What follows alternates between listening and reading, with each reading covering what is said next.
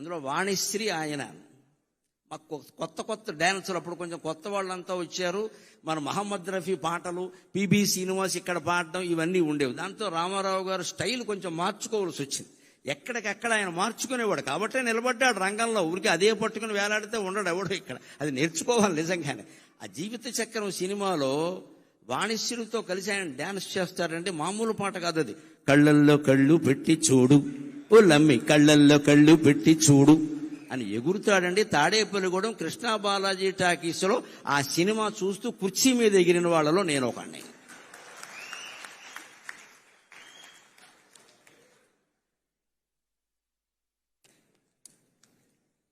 నాకు ఇది ఒక అవకాశం. ప్రవచనాల్లో చెప్పలేని మాటలన్నీ ఇక్కడ చెప్పేయచ్చు. ప్రవచనాల్లో ఈ మాటలు చెబితే ఖాతాలు పోతాయి. ఇక్కడైతే అన్నీ చెప్పేయచ్చు అయ్యాను.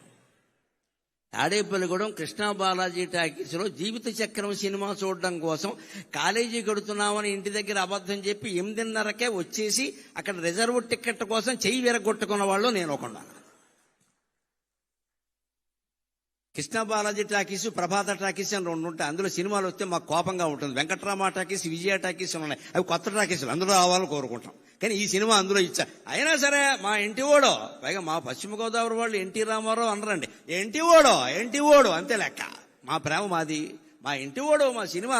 ఏంటి చెయ్యి ఉంటే ఉంటుంది, పోతే పోతుంది అని అందరూ నుంచున్నాం అంతే. అలాగా నుంచుని నిలబడి కళ్ళల్లో కళ్ళు పెట్టి చూడు అని సీట్ ఎక్కి ఎగిరేసిన వాళ్ళు నేను ఒక. అలాంటి సరదా డ్యాన్సులు కూడా ఆయన అద్భుతంగా చేసేవాడు అండి, అనుమానమే లేదు ఎక్కడ. అలాంటి పరిస్థితుల్లో అంతేకాదు ఇంకొక మాట మనం ప్రత్యేకంగా చెప్పుకోవాలి. నేను ఒక 15 ఏళ్ల క్రితం అక్కినేని నాగేశ్వరరావు గారి అశీతి మహోత్సవంలో పాల్గొన్న 80 ఏళ్ల పండుగ. అప్పుడు గుమ్మడి గారు ఉన్నారు. సరే, అక్కినేని, నాగార్జున వీరందరూ కుటుంబ సభ్యులు అందరూ వచ్చారు. అప్పుడు నేను వేదిక ఎక్కుతుంటేనే రవీంద్ర భారతిలో గుమ్మడి గారు, నరసింహరావు గారు మేము మీ పద్యాల కోసం వచ్చాం అన్నారు. సరేనండి, మిమ్మల్ని సంతోష పెడతానులేండి అన్న. నేను వేదిక ఎక్కాక నాగేశ్వరరావు గారు ఉండగా నేను ఈ సభకి రావడానికి కారణం ఏమిటంటే నాగేశ్వరరావు గారికి క్షమాపణ చెబుదామని వచ్చాను నేను అన్నాను. ఆయన కూడా ఆశ్చర్యపోయి చూశాడు. ఏమి నాకు చెప్పే క్షమాపణ అంటే, మేము మా రామారావు గారి మీద ప్రేమతో మీ పోస్టర్ల మీద పేడ వేసామండి, అందుకని చెప్పడానికి వచ్చాను. మా అభిమానాలు అలాగే ఉండేవి, అనుమానం. ఎందుకంటే మా కోపం ఏంటంటే, మా బాధ మాకు ఉంటుందండి. అభిమానం అంటే అభిమానమే, ఇంకక్కడ ధర్మాధర్మాలు ఉండవు అక్కడ. పైగా మా వయసు ఏంటి, 70 ఏళ్ళ, 20 ఏళ్ళు కూడా లేవు. మేము మా రామారావు గారు కృష్ణుడు వేశాడు. శ్రీకృష్ణ విజయం అని సినిమా ఎంఎస్ రెడ్డి గారు తీశాడు, కౌముది ఆర్ట్ పిక్చర్స్. రామారావు గారు కృష్ణుడు, మహోదరుడు అని విలన పాత్ర ఎస్వి రంగారావు వేశాడు. ఒక చిన్న నాట్యం కోసం ఎల్ విజయలక్ష్మిని పిలిపించారు, స్వర్గాన్ని నుంచి దించినట్టు. జయలలిత సత్యభామ వేసింది, దేవిక రుక్మిణీదేవి పాత్ర వేసింది, కాంతారావు గారు నారదుడు వేశాడు. ఇంత గొప్ప క్యాస్టింగ్ ఉండే సినిమా ఆడకుండా పోయింది. మరి మాకు కడుపు అండదా? ఎందుకని? దసరా బుల్లుడు కారణంగా పోయింది. అప్పుడు దసరా బుల్లోడు వచ్చింది సంక్రాంతికి. దసరా బుల్లోడు కారణంగా మా సినిమా ఆడలేదు. అది నాగేశ్వరరావు గారు అయితే, నాగలోకపతి అయితే మా సినిమా ఆడలేదు. మా బాధ మాది. అందుకని మాకు ఎలా ఉండేదంటే పేట చేసేవాళ్ళం అంతే. అందుకని నేను మొహమాటం లేకుండా తర్వాత ప్రవచనాలన్నీ మొదలు పెట్టాక తప్పు ఒప్పుకుంటే పాపం పోతుంది కదా, ఎందుకు వచ్చింది అని నాగేశ్వరరావు గారి సన్మాన సభలో నేను ఇది ఎందుకు వచ్చానంటే మీకు క్షమాపణలు చెప్పడానికి వచ్చానండి. రామారావు గారి మీద అభిమానమే తప్పితే మీ మీద మాకేమి ద్వేషం లేదండి. మీరు మహానటులు, దానికే ఉంది. కానీ మా కోపంతో మేము చేసేవాడిని. నిజం చెప్పారు కదండి, ఇంకెందుకు ఉంటాయి పాపాలండి అన్నాడు ఆయన. పైగా అప్పుడు ఆయన చెప్పారు, మా అభిమానులు తక్కువ వాళ్ళు ఏం కాదండి, వీళ్ళిద్దరూ కొడుకు తెచ్చారు లోకంలో, మేమిద్దరమే దెబ్బలాడుకోలేదండి, మా అభిమానులు రకరకాలుగా ఉన్నారన్నారు. ఎప్పుడు మహానటుల గురించి మనం ఏదో అనుకుంటాం కానీ ఎన్టీఆర్, ఏఎన్ఆర్ ఎప్పుడు సూర్య చంద్రుల్లాగా తెలుగు సినీ ఆకాశంలో వెలుగుతూనే ఉంటారండి, వెలుగుతూనే ఉంటారు. సూర్య రశ్మి ఎంత అవసరమో చంద్రకాంతి అంతే అవసరం కదా. ఆ ఇద్దరు అలా వెలుగుతూనే ఉంటారండి. ఆయన సభలో ప్రత్యేకించి నేను ఈ విషయం చెప్పేసరికి ఆయన చాలా ఆనందించారు ప్రత్యేకంగా. ఇక ఇప్పుడు ఒక 10 నిమిషాల్లో ఆయన రాజకీయ జీవితాన్ని గురించి కూడా మాట్లాడతాను నేను. నటుడు నాయకుడై ఆంధ్ర వట విటపము, నటుడు నాయకుడై ఆంధ్ర వట విటపము, ఊడలునంగ జగమెల్ల ఊగజేయ నటుడు నాయకుడై ఆంధ్ర వట విటపము ఊడలునంగ జగమెల్ల ఊగజేయ విశ్వరూపము చూపిన విశ్వనటుడు. నటుడు నాయకుడై ఆంధ్ర వట విటపము ఊడలునంగ జేయంగ ఊడలునంగ జేయంగ ఊడలునంగ జగమెల్ల ఊగజేయ విశ్వరూపము చూపిన విశ్వనటుడు. తెలుగు వెలుగవుచు ఒక వెలుగు వెలిగి తెలుగు వెలుగవుచు ఒక వెలుగు వెలిగినతని. తెలుగు వెలుగవుచు ఒక వెలుగు వెలిగినతడు.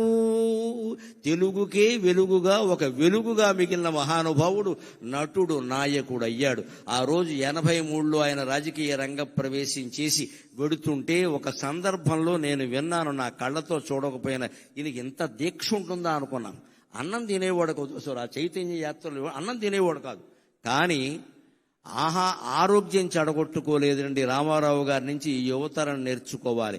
ఎప్పుడైనా సమయం లేకపోతే అన్నం తినకపోవచ్చు. ఇవాళ కూడా సాఫ్ట్వేర్ కుర్రాళ్ళు సమయానికి తినలేరు, కానీ తినవలసిందేమిటి? పిజ్జాలు తింటున్నారు, బర్గర్లు తింటున్నారు, అడ్డమైన గడ్డి తింటున్నారు, అన్నం తినడం మానేసి. రామారావు గారి నుంచి నేర్చుకోవాలి. అంత చైతన్య రథయాత్ర చేస్తూ మహానుభావుడు కుమారుడు హరికృష్ణ సారథ్యం చేస్తుంటే వెళుతూ ఆయన దారిలో ఆగవలసి వస్తే భోజనము కుదరదు అనేవాడు. మరి ఏం కుదురుతుంది అంటే కుంచెడు వేరుశెనగ గుళ్ళు పట్టుకురమ్మనేవాడు. కుంచెడు మళ్ళీ సరిపోవు, ఇక్కడ కొంచెం వేరుశెనగ గుళ్ళు, ఉడికించిన వేరుశెనగ గుళ్ళు పట్టుకొచ్చాక బెల్లం అది కేజీ ఉండాల్సిందే లెక్క. కుంచెడు వేరుశెనగ గుళ్ళు దగ్గర పెట్టుకుని ఉడికించినవి బెల్లం కేజీ దగ్గర పెట్టుకుని అరగంటలో నవిలేడే నేను చూశాను, అనుమానం వెళ్ళేది.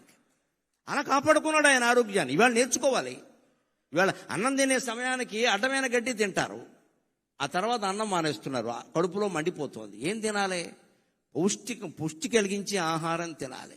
ఉపవాసం చేస్తే కనీసం మజ్జిగ తాగాలి ఆ సమయానికి. ఉడికించిన వేరుశెనగ గుళ్ళు తినండి, బొంబాయి శనగలు తినండి, బఠానీలు తినండి, అవన్నీ మంచివమ్మా. అవి ఊరి పూర్వం తినే తేగలు తినండి. అంతెందుకు ఈ కాలంలో బాగా వస్తే మొక్కజొన్న పొత్తులు తినండి, అన్నం అక్కర్లేదు, బోల్డ్ పుష్టి. ఇక్కడ కాల్చిన మొక్కజొన్న పొత్తులు తింటే అన్నం అక్కర్లేదు. ఎప్పుడైనా అన్నం తినని పరిస్థితి అటువంటివి తినాలి, కానీ ఆ బిస్కెట్లు ఈ బిస్కెట్లు ఈ చాక్లెట్లు ఇవన్నీ తిని చాక్లెట్లు ఉంటే టాయిలెట్కి వెళ్తాం, ఉపయోగం ఏంటి? ఇక్కడ ఏం తినాలి? తినకు పరిస్థితులు ఉంటాయి. సినిమాల్లో ఉన్న వాళ్ళకి మరీ ఎక్కువగా ఉంటాయి, రాజకీయాల్లో ఉన్న వాళ్ళకి అన్నం తినే అవకాశం ఉండదండి. ఏం తినాలి?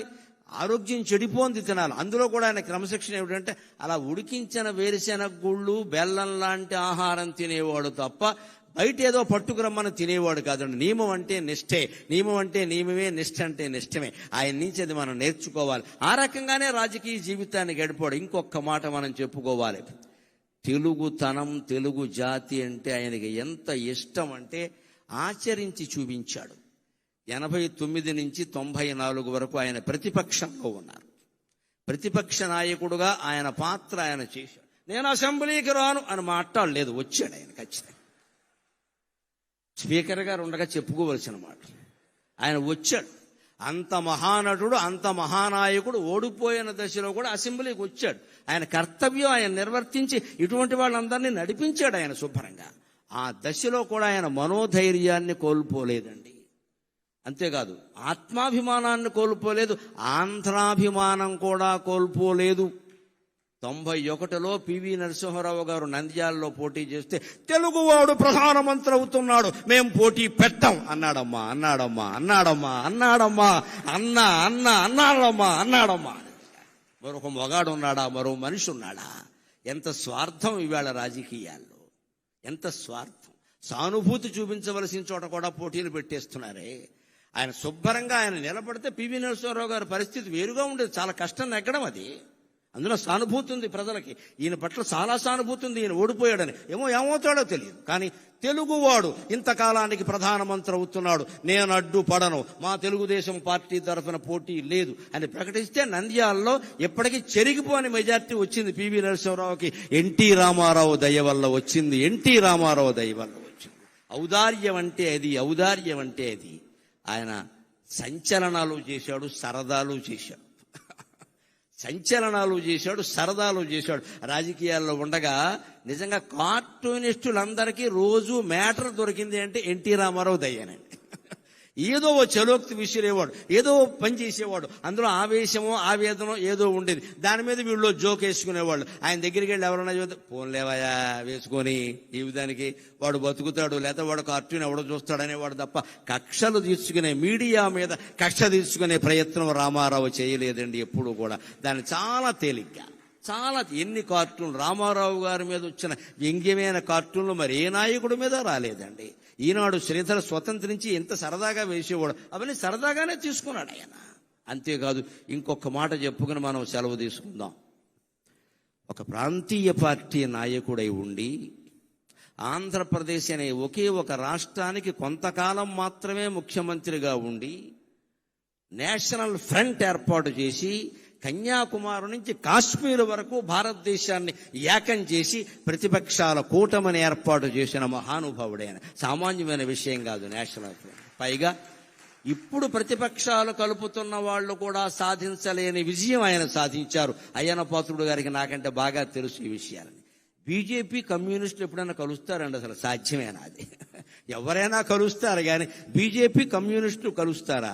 ఉప్పు నిప్పులా ఉంటారు కదా, అటువంటి వాళ్ళందరినీ దేశం నాశనం అవుతోంది, మీరు కలవాలి, మీరు కలవాలి. ఇటు అద్వానీ వాజ్పేయిల్ని అటు కమ్యూనిస్టు నాయకుల్ని ఒప్పించి వీపీ సింగ్ ప్రభుత్వానికి మద్దతు సేకరించిన మహానుభావుడైన నిజం చెప్పాలంటే. అంటే ఎక్కడ ఇటువంటిది ఎవరు చేయగలుగుతారండి? లోపల నాకు పదవీకాంక్ష లేదు అన్నవాడు చేయగలుగుతాడు. నాకే కావాలి అంటే 30 మంది ఎంపీలను పెట్టి కూడా ప్రధానమంత్రులు అయిన వాళ్ళు ఉన్నారు. మనకు అనవసరం ఇప్పుడు చెప్పుకోవడం. కానీ ఆయనకి ఎంపీలు ఉన్నా సరే కాదు, అదొక నేషనల్ పార్టీ. వాళ్ళు అవనేంటి, మనం సహకారం చేద్దాం, దానికే ఉంది అని సహకరించిన మహానుభావుడు. చివరిగా మళ్ళీ పద్యంలోనే ఆయనకి నివాళి సమర్పించి నేను సెలవు తీసుకుంటా.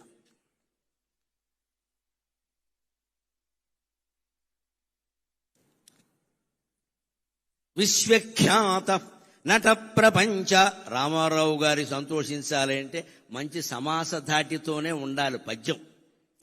తేలికైన మాటలతో చెబితే ఏమయ్యా గరికిపాటి ఇలాంటి పద్యం చెప్పేవాడు రాత్రి కల్లోకి వస్తాడు ఆయన. అందుకని మంచి సమాస ధాటితోనే ఉండాలి పద్యం ఖచ్చితంగా. విశ్వఖ్యాత నట ప్రపంచ విభవావేశ స్వభావ ప్రభావ అశ్వోద్ధూత సమస్త చిత్ర పరిషత్ హరాగ్రహారం మగున్. విశ్వఖ్యాత నట ప్రపంచ విభవావేశ స్వభావ ప్రభావ అశ్వోద్ధూత సమస్త చిత్ర పరిషత్ హరాగ్రహారం మగున్. ఏ శ్వానమ్ములు అవేమి వాగుకొనని ఈ సింహము ఆ సింహమే. ఏ శ్వానమ్ములవేమి వాగుకొనని ఈ సింహము ఆ సింహమే. శశ్వచ్ఛాంతిని రామరాయుడుగను. శశ్వచ్ఛాంతిని రామరాయుడుగను. స్వర్గమునందు అంతటన్. ముగిస్తూ నేను ఆనందించే ఒక్క మాట ఏమిటంటే, 2021లో నా కాలికి గండపెండేరం వేస్తే బెంగుళూరులో దాని మీద ఒక బిరుదం రాశారు. విశ్వవిఖ్యాత అవధాన సార్వభౌమ అని రాశారు. నేను అనుకున్నాను ఇది కూడా ఎన్టీ రామారావు గారి అనుగ్రహమే అనుకున్నా. ఎందుకంటే ఆయన విశ్వవిఖ్యాత నట సార్వభౌమ. ఆయన దయ వల్ల మనకు వచ్చింది విశ్వవిఖ్యాత అవధాన సార్వభౌమ. ఆయన రంగంలో ఆయన విశ్వవిఖ్యాతుడు, నా రంగంలో నేను ఆయన అభిమానిగా విశ్వవిఖ్యాతుడిని కాగలిగాను. ఈవేళ 12 కోట్ల మంది తెలుగు వాళ్లలో 75% మంది నా మాటలు వింటున్నారు అంటే నా తల్లిదండ్రుల పుణ్యం, నా పెద్దల దయ, రామారావు గారు లాంటి వారి ఆశీర్వచనం. ఈవేళ బయటికి వెడితే పదవుల్లో ఉన్న వారి దగ్గర నుంచి ఊరికే పారిశుధ్య కార్మికుల వరకు కనపడి మేము వింటున్నాం గురువు గారు అని నమస్కారం చేస్తుంటే నా ఒళ్ళు నేనే గిల్లుకుని ఆనందిస్తున్నానమ్మా. అభిమాన లోకానికంతటికీ కృతజ్ఞతాపూర్వకంగా నేను నమస్కారం చేస్తున్నాను.